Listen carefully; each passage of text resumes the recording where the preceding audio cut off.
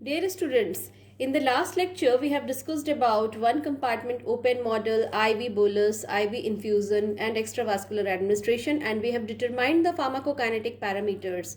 Now in this lecture we will start with the two compartment open model IV bolus.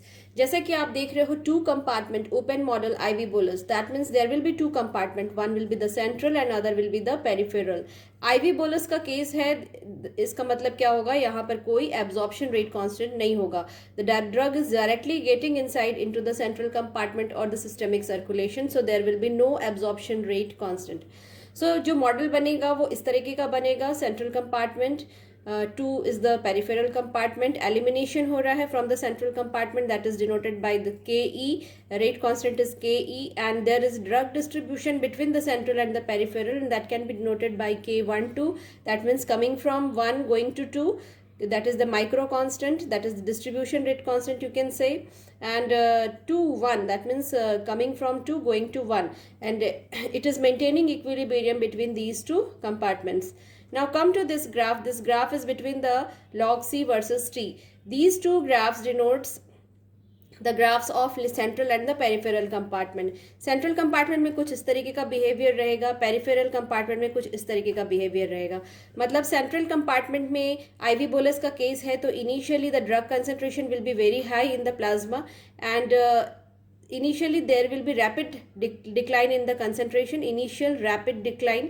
क्यों initial rapid decline हो रहा है? क्योंकि यहाँ से central से it is getting distributed towards the other compartments, so there is a initial rapid decline, but after that there is a slow terminal decline, because now it is getting eliminated from the body, so it will be slower, and that will be called as slow terminal decline, also called as elimination phase. So this is the curve for central compartment. मतलब शुरू में आपका काफ़ी fast decline हो रहा है, मतलब कम हो रहा है काफ़ी ज़्यादा कंसंट्रेशन प्लाज्मा में, और उसके बाद धीरे धीरे एलिमिनेशन फेज में स्लो डिक्लाइन हो रहा है.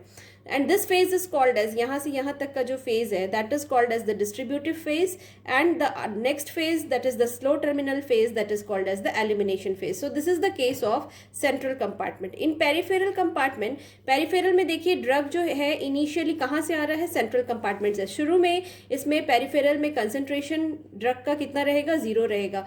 सो 0 से शुरू होगा इसका कंसेंट्रेशन, और धीरे धीरे करके हायर लेवल पे पहुंचेगा एक, और फिर धीरे धीरे कम हो जाएगा. दैट मीन्स कि जैसा आप ओरल में देखते थे, ओरल केस में आपने एक्स्ट्रावास्कुलर के केस में जो ग्राफ देखा था, बिल्कुल वैसा ही यहाँ पे पेरिफेरल का होगा. So there are two graphs, these both graphs depicts the this model.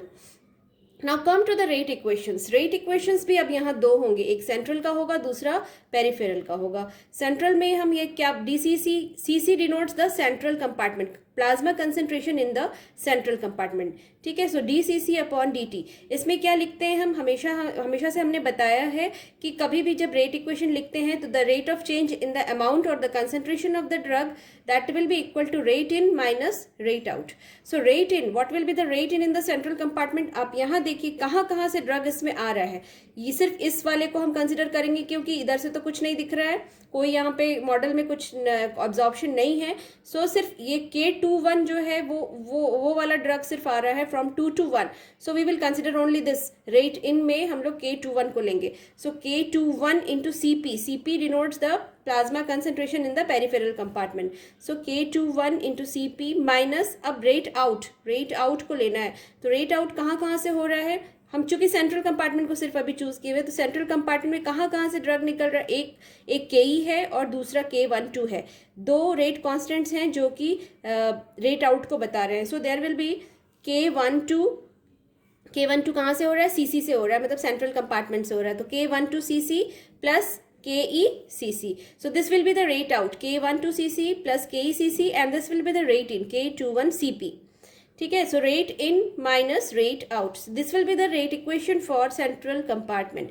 अगर आप इसको x के टर्म्स में लिखना चाहें, that means the amount of the drug. So you know the relation between the amount and the concentration, that is VD is equal to x upon C. ये आपको हमने कई बार बता चुका है, VD is equal to x upon C. ठीक है, अगर आप अमाउंट के फॉर्म में लिखना चाहें तो क्या लिखेंगे, CP की जगह पे आप एक्स पी अपॉन वीपी लिख सकते हैं, सीपी की जगह पे एक्स पी अपॉन वीपी। सो यहाँ पर सिर्फ उसी को इन टर्म्स ऑफ एक्स लिखा गया है, इसको D C C upon D T same है, और सीपी की जगह पे x P upon VP, CC की जगह पे एक्स पी अपॉन वीसी, और यहाँ पे फिर अगेन सीसी की जगह पे एक्स पी अपॉन वीसी। सो ये इक्वेशन आपका आ गया। एक इक्वेशन है सेंट्रल का। Similarly for peripheral, so let's, अब पेरिफेरल को कंसिडर कीजिए। पेरिफेरल में आप देखिए कि कहाँ कहाँ से ड्रग आ रहा है, दैट मीन्स रेट इन कहाँ होगा, तो rate in will be only this one, because ये K12 जो है वो रेट इन को बता रहा है। सो K12 कहाँ से आ रहा है, ये सीसी से आ रहा है, सेंट्रल कंपार्टमेंट से। सो K12 CC minus rate out, rate out कहाँ हो रहा है, ये this one, so K21 CP। So this will be the rate equation for peripheral compartment, और इसको आप ऐसे लिख सकते हो in terms of amount of the drug and the volume of distribution. So K12 CC की जगह पे XP अपॉन VC लिख सकते हैं, CP की जगह पे XP upon VP। Okay, clear है यहाँ तक? तो रेट इक्वेशंस आपने देखा। Now if we integrate this equation, if we integrate, now integration is a very large process, you know. ये जो दो इक्वेशंस आपके पास आ रहे हैं, ये दो इक्वेशंस का अगर इंटीग्रेशन करेंगे तो हमें ये दो इक्वेशंस मिलेंगे, C C is equal to this one and C P is equal to this one. ठीक है, लेकिन अब ये आया कैसे, इसको जानने के लिए हम थोड़ा सा आगे बढ़ते हैं। क्या है कि ये जो आपने देखा है वो कहाँ से आया, इसको देखने के लिए थोड़ा सा हमको आगे बढ़ना पड़ेगा, मतलब थोड़ा हायर मैथमेटिक्स में जाना पड़ेगा, क्योंकि ये इतना इजी नहीं है, इसमें कुछ मैट्रिक्स थ्योरम्स लगे हैं। सो आपको ये इक्वेशन वहाँ से आपने देखा था, this was the equation D C C upon D T is equal to K21 XP VP minus K12 plus KE XCVC। ठीक है, ये इक्वेशन आपको वहाँ से मिल चुका था सेंट्रल कंपार्टमेंट के लिए। इसको हम CC को चेंज करेंगे XC और VC के टर्म्स में, बस उसको यहाँ पे चेंज किया गया है। Then this is the first equation. Similarly DCP upon DT that is equal to K12 XC VC minus, ये इक्वेशन आपको वहाँ से मिला था, अभी मैंने जैसे बताया था कैसे rate in minus rate out है, उसके हिसाब से ये इक्वेशन है। इसमें भी CP की जगह पे हम XP VP लिख सकते हैं, बाकी पूरा इक्वेशन वही है। ठीक है, तो इसको अब ये देखिए, ये आपका आ गया DXP अपॉन DT, और VP जो यहाँ था ये पूरा इस तरफ आ गया। तो ये ऐसा एक इक्वेशन हमको ये मिला है और एक इक्वेशन हमको ये मिला है। This is for central and this is for peripheral. जब आपके पास दो इस तरीके के डिफरेंशियल इक्वेशंस हैं और आपको उनको सॉल्व करना रहता है, तो वहाँ पे मैट्रिक्स का फॉर्मूला हम यूज़ करते हैं, मैट्रिक्स यूज़ करते हैं। तो मैट्रिक्स यूज़ करने में अगर हमको एक मतलब एक्स टर्म्स के फॉर्म में इसको करना है, तो dx अपॉन dt, एक हो गया आपका dxp अपॉन dt और दूसरा हो गया dxc upon dt। dxp upon dt जो है ये आपका इक्वेशन है, ये चीज़ मैंने यहाँ पे लिख दिया है। ठीक है, dxp upon dt is equal to C this equation, बस ये इक्वेशन यहाँ पे उतारी हूँ, और dxc upon dt is equal to this one, this equation, ये इक्वेशन सिर्फ यहाँ पे उतारा गया है। ठीक, अब आगे बढ़ते हैं, इसको कैसे सॉल्व किया गया है इसको देखते हैं। नाउ इस तरह के कंडीशन में जहाँ पर कि दो डिफरेंशियल इक्वेशंस होते हैं, उस समय थोड़ा आप y हम मान लिया हमने, y is equal to XP और SC, दो इक्वेशंस है ना, एक है आपका पेरिफेरल के लिए और दूसरा है सेंट्रल के लिए, और एक A टर्म हो गया, मतलब ये आपके मैट्रिक्स सिस्टम में A टर्म ले लिए, मतलब एक इक्वेशन ऐसा बनेगा dy by dt is equal to AY, इस फॉर्म में हमारा इक्वेशन बनना चाहिए। तो इसलिए हमने यहाँ पे लिया y, यहाँ पे दो आपके अननोन है XP और XC, और A की वैल्यू में जो जिसका कोफिशिएंट्स रहेगा, मतलब XP का जो कोफिशिएंट्स रहेगा वो हम इधर लिख देंगे। जैसे XP का कोफिशिएंट K21 और K21 VC अपॉन VP, आप देख सकते हैं XP का कोफिशिएंट्स क्या क्या है। यहाँ से आप देखिए XP, तो XP एक ये है आपका माइनस K21 और XP यहाँ पर है इसका K21 VC अपॉन VP, ये आपके दो कोफिशिएंट्स हो गए XP के, तो उसी को यहाँ पे लिखा गया है। दिस इज K21 और K21 VC upon VP, XP के कोफिशिएंट्स एक तरफ लिख दिया, XC के कोफिशिएंट्स उसी तरीके से एक तरफ लिख दिया। ठीक है, और इसका सॉल्यूशन तभी होगा dy by dt is equal to AY has a solution only when there exist a lambda such that determinant of lambda I minus A is equal to 0। ये हम लोग इस कंडीशन को लगाएंगे यहाँ पर, और इसी के हिसाब से फिर हम आगे बढ़ेंगे। ठीक है, so determinant of lambda I minus A is equal to 0। Lambda जो है that is a eigen factor और वेक्टर कह सकते हो उसको।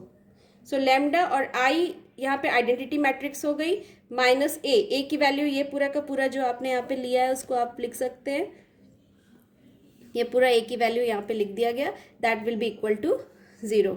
ठीक है, फिर मल्टीप्लाई किया लैम्डा को इससे, तो ये value I minus again same that is equal to 0। ठीक है, अब इसको हम जैसे आपने पढ़ा होगा डिटर्मिनेंट के केस में, मेरे ख्याल से जो लोग मैथ्स लिए थे उन लोगों को इसकी जानकारी होगी, जो सेम वैल्यूज जहाँ जहाँ मतलब जिस जगह पे जो है तो उसको उससे प्लस करेंगे। जैसे लैम्डा और माइनस k21, तो लैम्डा के प्लस k21 हो गया। ठीक है, 0 माइनस दिस वन, तो this will become this one minus k1 two VP upon VC. 0 minus this one, तो this will become minus k21 VC upon VP. Lambda minus minus plus हो गया, so lambda plus k12 plus ke। ठीक है, इसको हमने solve कर लिया, simply add कर लिया, जो जिस पोजीशन में है, जिस कॉलम जिस रो पे है उसको उसके डायरेक्टली उसके साथ वाले की जगह पे उसको ऐड करते जाते हैं। यहाँ माइनस साइन है तो उस माइनस और को भी कंसिडर करना होगा और उसके हिसाब से आप इसको सॉल्व कर सकते हैं। That will be equal to 0। अब यहाँ पे हमने क्रॉस मल्टीप्लीकेशन किया।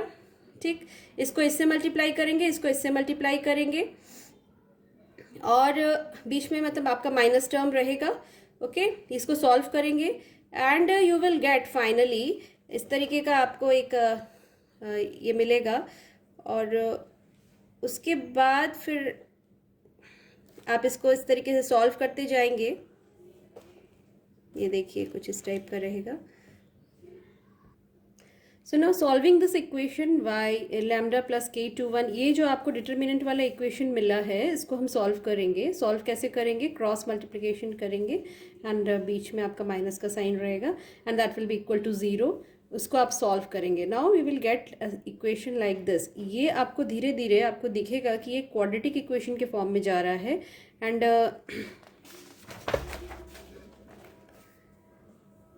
ये आपको क्वाड्रेटिक इक्वेशन के फॉर्म में मिलेगा। That is you will get lambda square plus lambda k21 plus k12 plus ke, ये ब्रैकेट में रहेगा, plus ke21 that is equal to 0। ठीक है, this is in the form of a quadratic equation. अब ये आपको दिखेगा ax square plus bx plus c के फॉर्म में है। अब इसमें आपको दो रियल सॉल्यूशंस तभी मिलेंगे जब b square minus 4ac will be more than 0। तो अब आप इसको सॉल्व करके देख सकते हैं। b कौन सा रहेगा? ये this one will be b and a will be 1, coefficient यहाँ 1 है, c ये रहेगा आपका। ठीक है, सो b square minus 4 into a 1 है और c, तो ये आपकी वैल्यू मोर देन 0 आएगी। ठीक, now equation will be two real solution. Equation will have two real solutions, have lambda 1 और lambda 2।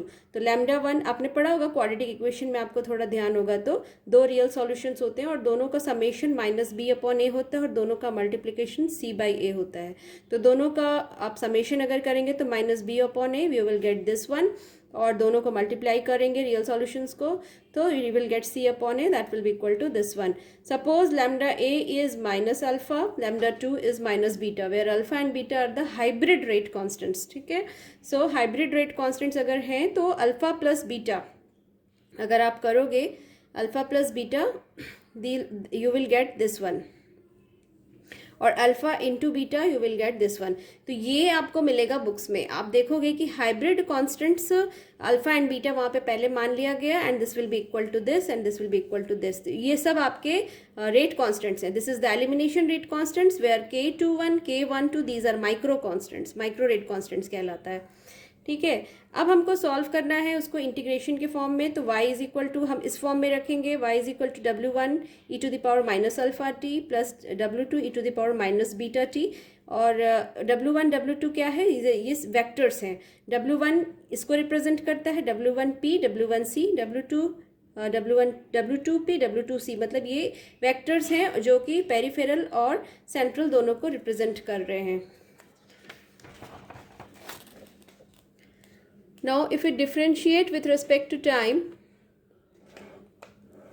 differentiating with respect to time, we get d y by d T is equal to d x p by d t, d x c by d t है, मतलब हमको अब इसको differentiate करना है।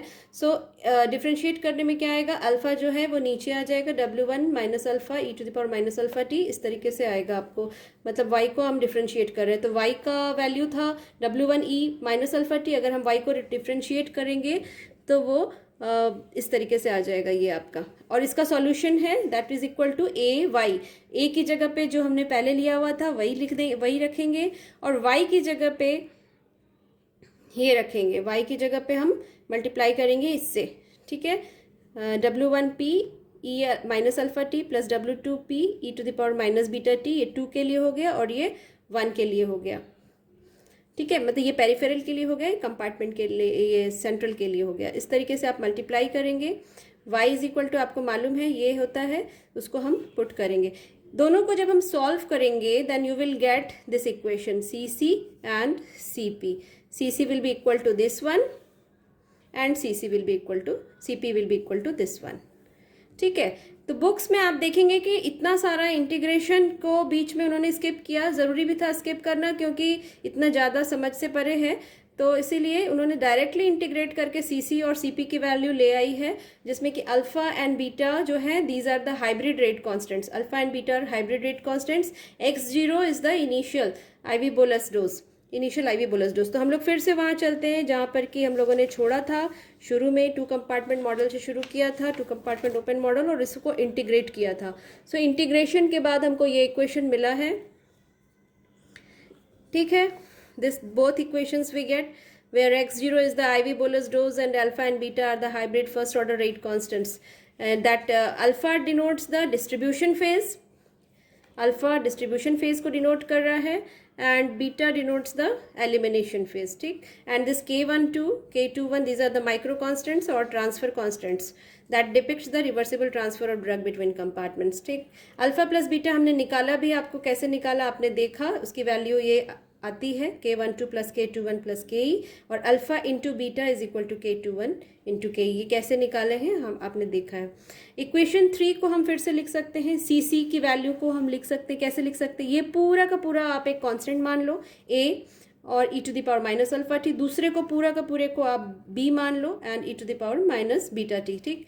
इसको हम थोड़ा सिंप्लीफाई करने के लिए a और b को के फॉर्म में रख सकते हैं। ये पूरा पूरा हिस्सा इसका डिस्ट्रीब्यूशन कोफिशिएंट, डिस्ट्रीब्यूशन एक्सपोनेंट कहलाता है, और दूसरा हिस्सा पूरा आपका एलिमिनेशन एक्सपोनेंट कहलाता है, क्योंकि यहाँ पे हाइब्रिड कांस्टेंट बीटा है। तो this denotes the elimination phase and this denotes the distribution, चूंकि यहाँ पे अल्फा है इसलिए डिस्ट्रीब्यूशन फेज कहलाता है। ए और B, capital A and B are the hybrid constants. अब हम इनको रिजॉल्व कैसे करेंगे? It can be resolve by the method of residuals. Method of residuals आपने यूज किया था वन कंपार्टमेंट एक्स्ट्रावास्कुलर एडमिनिस्ट्रेशन में भी, वैसे ही यहाँ पर भी यूज करेंगे इसको। तो ए और बी की वैल्यू पहले लिख लेंगे। ए की वैल्यू कितनी है, दैट इज दिस वन। इसको हम इस तरीके से भी लिख सकते हैं, x0 अपॉन वी सी को c0 के फॉर्म में भी कन्वर्ट कर सकते हैं, और b की वैल्यू x0 अपॉन वी सी उसको भी फिर से c0 के फॉर्म में लिख सकते हैं। c0 क्या है? Initial plasma drug concentration. Now applying method of residuals formula, अभी आपने ये इक्वेशन देखा था, c is equal to a e to the power minus alpha t plus b e to the power minus beta t. Now आप शुरू में देखोगे कि डिस्ट्रीब्यूशन काफी फास्ट होता है एलिमिनेशन से, so alpha will be far more greater than beta. If alpha is far more greater than beta that means this value will become much higher as compare to this one, और ये जितना ज्यादा होगा infinity मतलब E to the power minus infinity की तरफ जाएगा ये, and it will become nearly equal to 0। ठीक है, so equation reduces, this equation reduces to only this one. अब बचा क्या? अगर ये नियरली इक्वल टू 0 हो गया तो सिर्फ बचा क्या इसमें? b e to the power minus beta t. So this can be represented this one, back extrapolated plasma concentration. आप अब याद कीजिए वहां पर भी ऐसे ही था। रेसिडुअल्स का मतलब ही होता है कि हमको एक एक करके उसमें से निकालते जाना है कंपोनेंट्स को, तभी हम उसको सिंप्लीफाई कर सकते हैं। तो पहले हमने ये एज्यूम किया कि जब डिस्ट्रीब्यूशन काफी ज्यादा है तब क्या कंडीशन होगी, तब ये कंडीशन होगी, c back extrapolated curve will be equal to b to the power minus beta T. ठीक है, इस दोनों को तरफ log ले लीजिए, log c to the power मतलब c bar that is equal to log of b minus beta t upon 2.303। ये इस तरह के इक्वेशंस हम लोग पहले भी कई बार सॉल्व कर चुके हैं, इसको कैसे ट्रांसफॉर्म करते हैं ये आपने देखा है।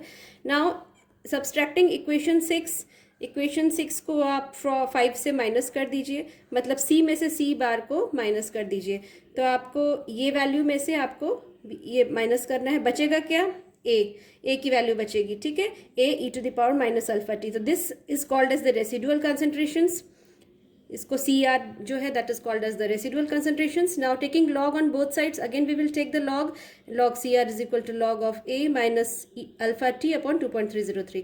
सो we have got two straight line equations, this one, ठीक है, ये बैक एक्स्ट्रापोलेटेड है और ये रेसिडुअल कर्व के लिए बता रहा है। अब आप यहीं से आपको, यहाँ से ही आपको समझ में आ जाना चाहिए कि इनका जब हम ड्रॉ करेंगे, ग्राफ प्लॉट करेंगे, तो ये स्ट्रेट लाइन इक्वेशन है, ये भी स्ट्रेट लाइन इक्वेशन है। इन दोनों का इंटरसेप्ट्स अलग अलग है, सेम नहीं है, एक का बी है, लॉग बी है, दूसरे का ए है, लेकिन दोनों के स्लोप से हमको क्या मिल जाएगा, alpha and beta.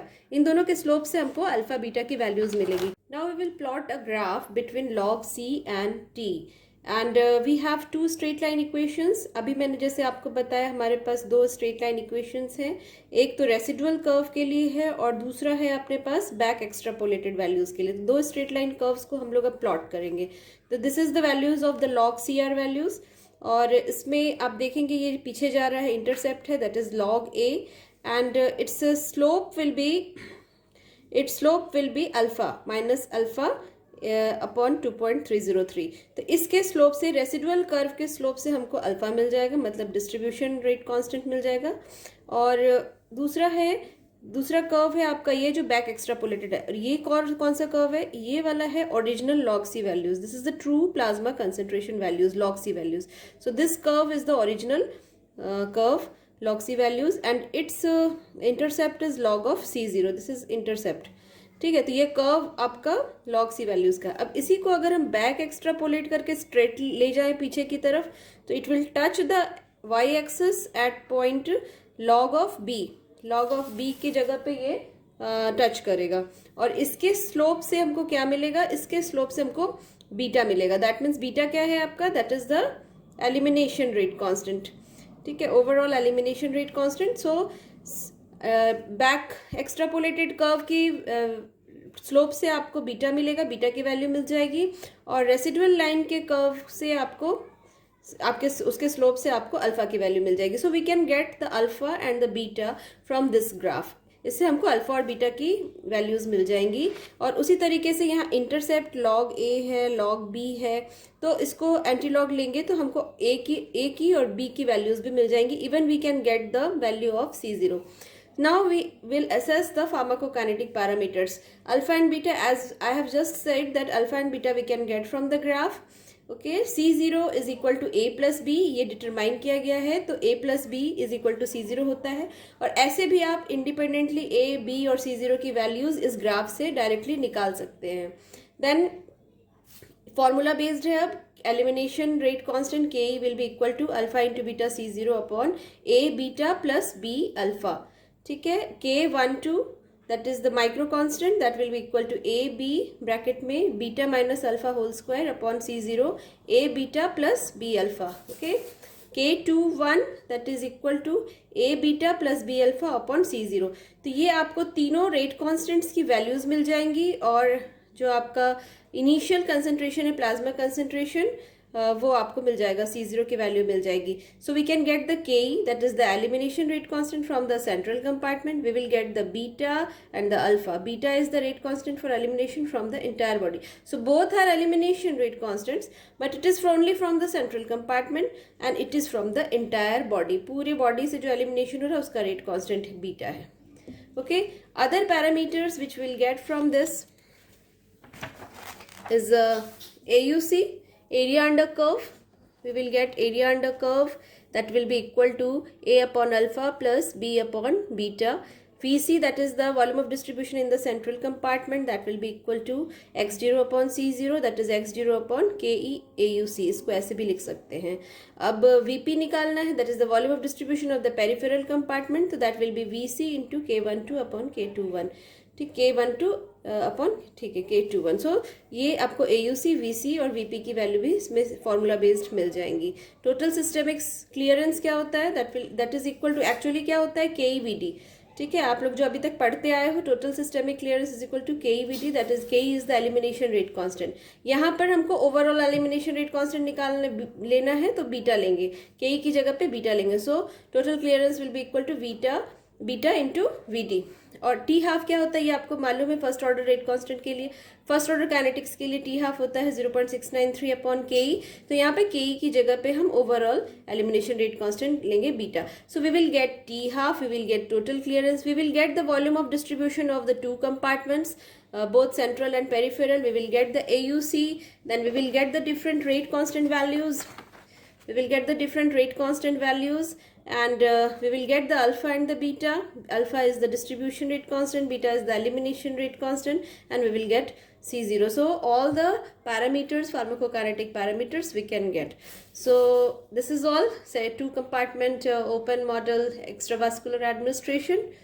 Thanks a lot. In the next class, I will go for, sorry, this is two compartment open model IV bolus. In the next class, I will start extravascular. Thank you very much.